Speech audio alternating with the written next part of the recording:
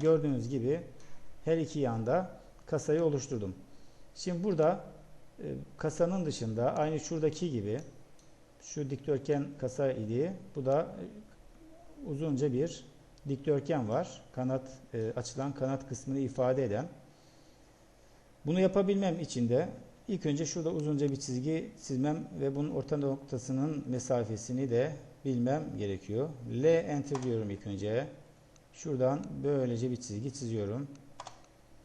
Ve böylece bu dikdörtgen düzeltiyorum. Bu çizginin orta noktası kaç ise o dikdörtgeni de aynı şekilde yukarı doğru çizmem gerekiyor.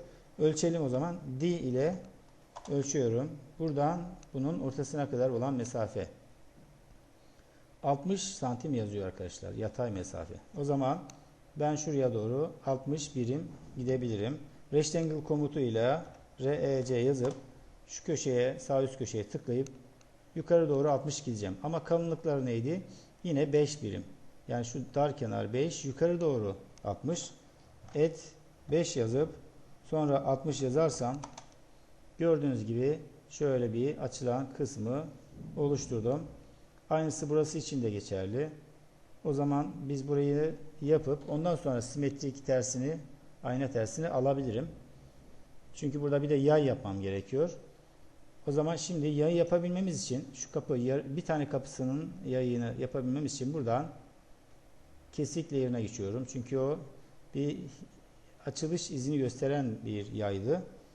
Şimdi layer'ımı hazırladıktan sonra A enter deyip merkeze bağlı bir yay çizmek istediğim için C enter deyip gelip şu merkeze tıklıyorum. Sonra bunun ortası benim başlangıcım oluyor.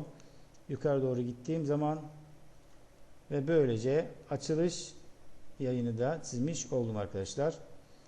Gördüğünüz gibi bu soldaki yarısı, kapının yarısı oldu. Aynısını sağ tarafa da yapmak gayet kolay olacak. Mirror komutu var hemen devrede. Mi yazıp enter'a bastım. İçinde kalanları seçiyorum. Sadece pencerenin. Evet, seçtikten sonra enter'a basıp orta noktası zaten burası. Bu şekilde düşey aşağı veya yukarı olabilir, fark etmez.